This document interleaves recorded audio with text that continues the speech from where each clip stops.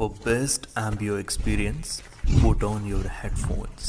Hello ghost lovers, ఇలాంటి మరిన్ని classic horror stories కోసం వెంటనే సబ్స్క్రైబ్ చేసి పక్కనున్న గంటని కొట్టండి.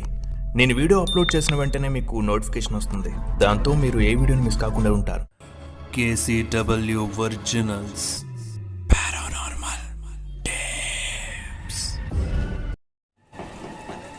అయాన్ తల పట్టుకొని అనన్య అనన్య అంటూ అరుస్తూ ఉన్నాడు. ఎంతసేపు తన పక్కన ఉన్న అనన్య ఉన్నట్టుండి ఎటు వెళ్ళింది? ఆ పెద్దాయన చెప్పినట్టు తను అనన్య రూపంలో ఉన్న ఆత్మ. తను ఆత్మ అయితే మరి అనన్య ఏమైనట్టు? ఈ రెండో భాగం అర్థం కావాలంటే ముందుగా వెళ్ళి మొదటి భాగాన్ని చూసిరండి. వర్షంలో తడుస్తూ రోడ్డుపై మోకరిల్లి అనన్యాన్ని తలుచుకొని ఏడుస్తూ ఉన్నాడు. ఇప్పుడు తనని ఎక్కడ వెతకాలో అయాన్కి అర్థం కావడం లేదు. అలా ఏడుస్తూ తలెత్తి ముందుకు చూడగానే హైవే మధ్యలో తనకి ఓ 200 మీటర్ల దూరంలో ఎవరో నడుచుకుంటూ వస్తున్నట్టు కనిపించింది. అనన్య అయి ఉంటుందనుకొని లేచి తన దగ్గరికి వెళ్తూ ఉండగా అక్కడ కనిపించిన మనిషి వెనకాల ఓ లారీ వస్తూ ఉంది. అయాన్ అది చూసి అనన్యని పక్కకు జరగమని అరుస్తున్నా అనన్య పట్టించుకోకుండా అలానే వస్తూ ఉంది. లారీ దగ్గరకు వచ్చేసింది. అనన్య, పక్కకి జరుగు! అనన్య, అనన్య!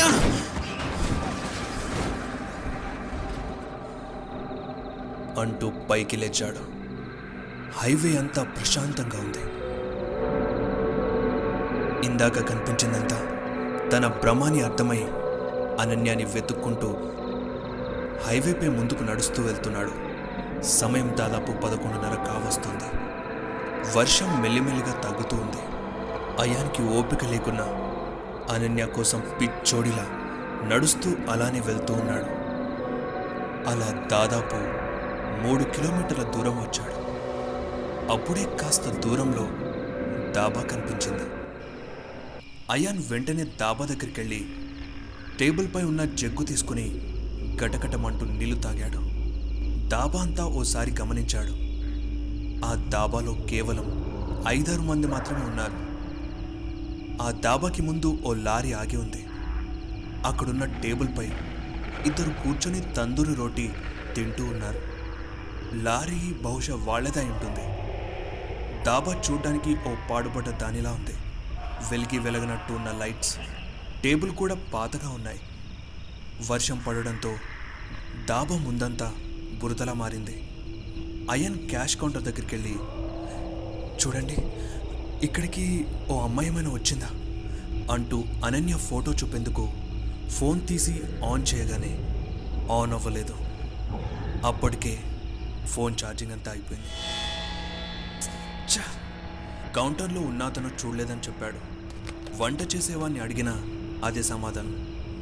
ఇక అక్కడ తింటున్న లారీ వాళ్ళ దగ్గరికి వెళ్ళి అడిగాడు. వాళ్ళు తెలీదని చెప్పారు. చేసేదేం లేక టేబుల్పై కూర్చున్నాడు. అప్పటిదాకా నెమ్మదిగా తింటున్న ఆ లారీ డ్రైవర్ క్లీనర్ ఒక్కసారిగా దబదబా తింటూ ఏదో జరిగినట్లుగా మొహం పెట్టారు. అయాన్ అనుకోకుండా వాళ్ల వైపు చూశాడు. అయాన్ అలా చూడగానే వాళ్ళలో టెన్షన్ మరింత పెరిగింది. ఒకరినొకరు చూసుకుంటూ భయపడుతూ ఉన్నారు.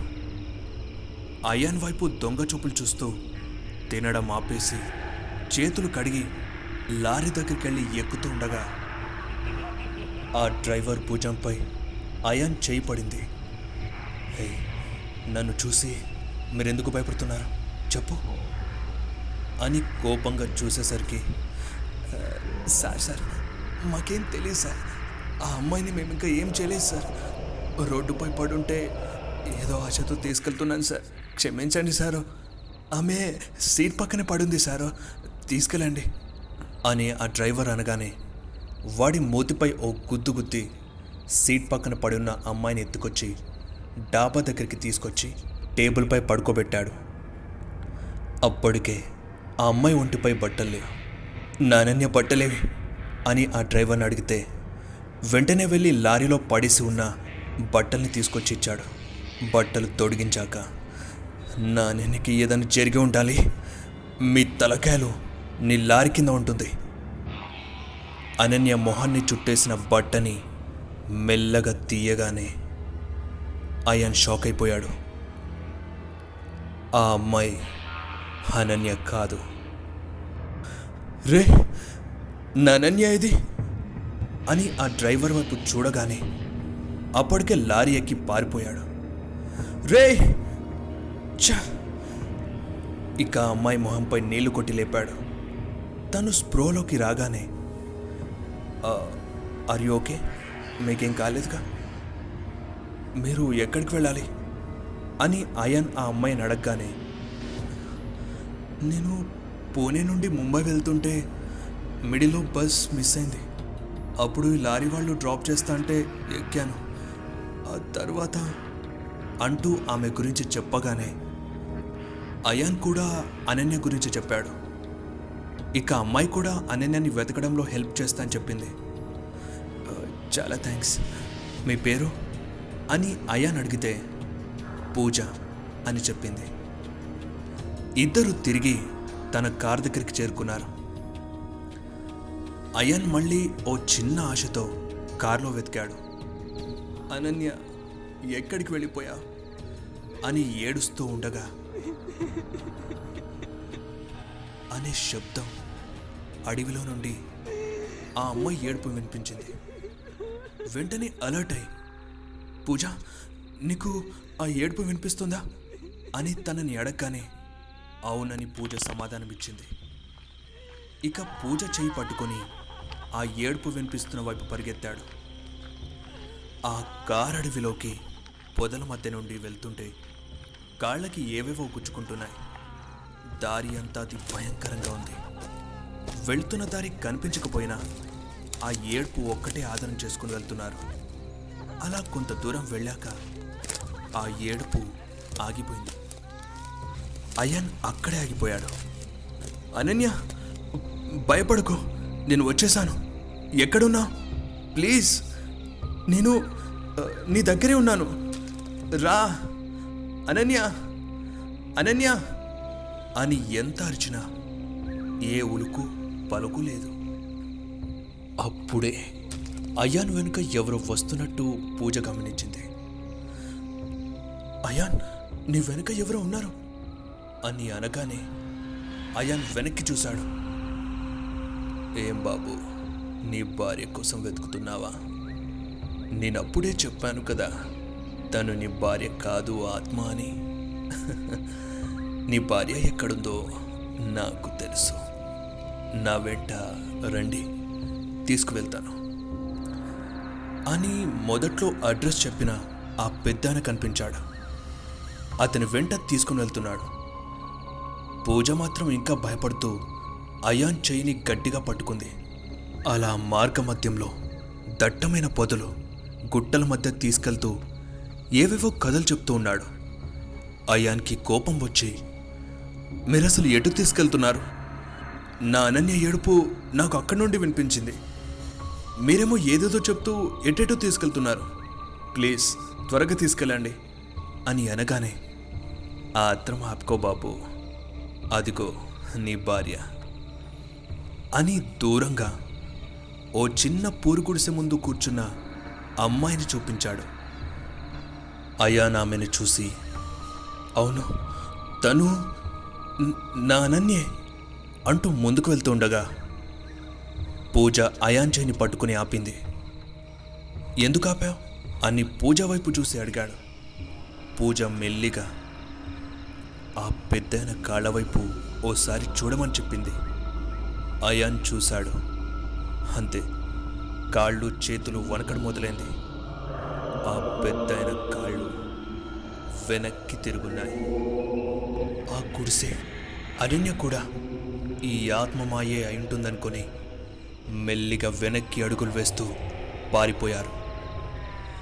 అలా పరిగెత్తుతూ ఉండగా అర్ధరాత్రి కారడవిలో ఎండిన కట్టెలను ఏరుతున్న ఓ ముసలామె ఎదురు పడింది. అయ్యా నాగి, మీరేమైనా తెల్ల బట్టలేసుకున్న ఓ అమ్మాయిని చూసారా అని అడగగానే,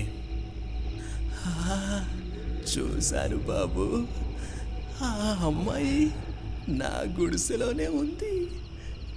మీరెవరు? తను నా భార్య.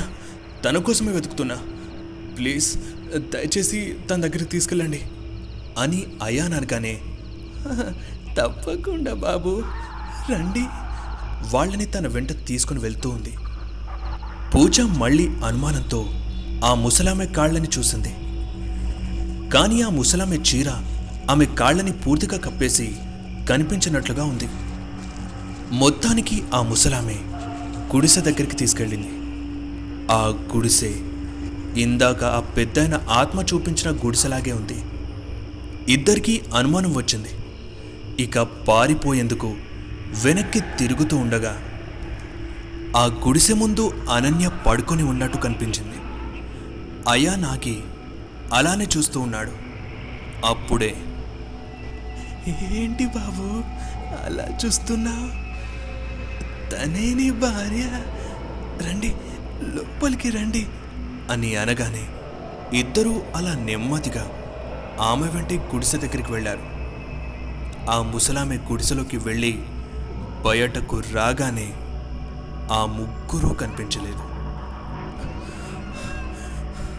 అనన్య అనన్య అంటూ అనన్యని గట్టిగా హత్తుకొని ఏడ్చేశాడు.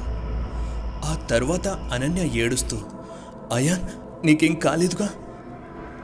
నీకు యాక్సిడెంట్ అయి చనిపోయావని నీ శవాన్ని నాకు చూపించింది ఆ ముసల్ది. నిజంగానే నువ్వు చనిపోయావని అనుకున్నాను. ఆ తర్వాత కళ్ళు తిరిగి పడిపోయాను. లేచి చూస్తే ఈ గుడిసెలే ఉన్నాను. ఆ ముసల్ది చూడడానికి అసలు మనిషిలానే లేదు. నన్నేమైనా చేస్తుందేమోనని నాకు చాలా భయం వేసింది. బయటకు వెళ్ళనివ్వలేదు. అసలు నేను మళ్ళీ చూస్తానని నేను కల్లో కూడా అనుకోలేదు అంటూ మళ్ళీ హత్తుకోగానే, ఎక్కడికి వెళ్తున్నారు? నా గుడిసెలోకి రండి అని ఆ ముసలామె ఎదురుగా కనిపించింది. ముగ్గురు భయపడి పారిపోయేందుకు ముందుకు పరిగెత్తగానే ఎదురుగా ఆ పెద్దయిన మొహమంతా చిత్రమై చేతులు మాంసపు ముద్దలాగా మారి అతి భయంకరంగా కనిపిస్తున్నాడు. మీరు ఈ హైవే నుండి ప్రాణాలతో బయటికి వెళ్ళలేరు అని చెయ్యిని చూపగానే 2 అడుగులు వెనక్కి వేసి వేరే దిక్కు నుండి తప్పించుకుని పారిపోయారు. అలా పరిగెత్తుతూ ఉండగా అయాన్ ఒక్కసారిగా కాళ్ళకి ఏదో తగిలి కింద పడిపోయాడు. అయాన్ అని అనన్య పూజ అరవగానే వాళ్ళ వెనకాల ఆ ఇద్దరూ ప్రత్యక్షమయ్యారు. మీరు ఈ హైవే నుండి ఎక్కడికి వెళ్ళలేరు అంటూ నవ్వుతూ అనన్య దగ్గరికి ఆ పెద్దన వస్తూ ఉండగా అయాన్కి ఏం చేయాలో అర్థం కావడం లేదు. కోపంతో చేతిని కింద కొట్టగానే ఏదో తగిలింది. ఏంటా అని చేతిలోకి తీసుకొని చూశాడు. తను దూరంగా పడేసిన హనుమాన్ దండకం అది.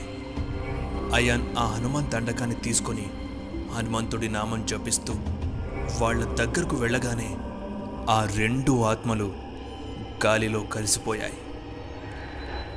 ఇక ఆ ముగ్గురు వాళ్ళ కారు దగ్గరికి చేరుకున్నారు. అయాన్ అనన్యని చూస్తూ, అనన్య, నువ్వు దొరకడానికి ఈ అమ్మాయి కూడా ఓ పెద్ద కారణం తెలుసా? మన కోసం చాలా హెల్ప్ చేసింది. తను పూజ తను అనన్య అని పూజని పరిచయం చేశాడు. అనన్య అయాన్ని వింతగా చూసింది. ఏంటి పూజ అక్కడుంటే నన్ను చూస్తా, హాయ్ చెప్పు అని మళ్ళీ అనగానే, అయాన్ నీకు పిచ్చిగాని పట్టలేదుగా? ఇక్కడ నువ్వు నేను తప్ప ఇంకెవరున్నారు? అసలు పూజ ఎవరు? ఇక్కడ ఎవరూ లేరుగా అని అనన్య అనగానే, పిచ్చి నాకు కాదు నీకు, నీ పక్కనే ఉందిగా. నీ పక్కన చూడగానే పూజ కనిపించలేదు. అయాన్ మైండ్ ఒక్కసారిగా గిర్రున తిరిగింది. మరి ఇంతసేపు తనతో ఉంది ఓ ఆత్మనా? ఇక ఇక్కడ ఉండడం ఏమాత్రం మంచిది కాదు అనుకుని కారెక్కి కార్ స్టార్ట్ చేశాడు. స్టార్ట్ అవడం లేదు. ఇక ఇద్దరూ అలా నడుస్తూ హైవేపై వెళ్తూ ఉండగా వెనకాల నుండి హారన్ వినిపించింది. చూస్తే లారీ. అయాన్ చేపెట్టి లారీని ఆపి ఇద్దరు లారీ ఎక్కి కూర్చున్నారు. అలా వెళ్తుంటే అయాన్కి ఇందాక తాను వెళ్ళిన దాబా కనిపించింది. కానీ ఆ దాబా పాడుబడిపోయి విరిగిన టేబుల్స్ ఎక్కడ పడితే అక్కడ పడి ఒక్క మనిషి కూడా కనిపించలేదు. అయాన్కి గుండెల్లో చిన్నగా వణుకు మొదలైంది. ఎక్కినప్పటి నుండి లారీ డ్రైవర్ మొహం చూడలేదు. మెల్లిగా, బాయ్, ఈ లారీ పూణే వెళ్తుంది కదా అని అడగగానే, హా, వెళ్తుంది సారా అంటూ ఆ డ్రైవర్ అయాన్ వైపు చూశాడు. అతని మొహం సగం ఛిద్రమైపోయింది. ఆ డ్రైవర్ ఎవరో కాదు, పూజాని తీసుకెళ్ళిన డ్రైవరే.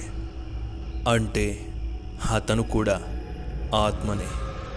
వెంటనే అయాన్ హనుమాన్ దండకాన్ని తీసి చూపేందుకు జేబులో చెయ్యి పెట్టగానే జేబులో కనిపించలేదు.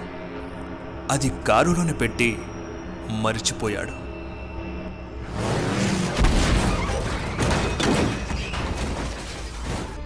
Spotify, Jio Saavn, Wynk music, Apple podcast, Gaana podcast, Google పాడ్కాస్ట్లో కూడా వినండి. నన్ను అలాగే మన పేజ్ని ఇన్స్టాగ్రామ్లో ఫాలో అవ్వాలనుకుంటే లింక్ డిస్క్రిప్షన్లో ఉంది. ఇంకా మరిన్ని హర్రర్ స్టోరీస్ కోసం షేర్ చేసి సబ్స్క్రైబ్ చేయండి. అంతవరకు థ్యాంక్స్ ఫర్ వాచింగ్. జై హింద్.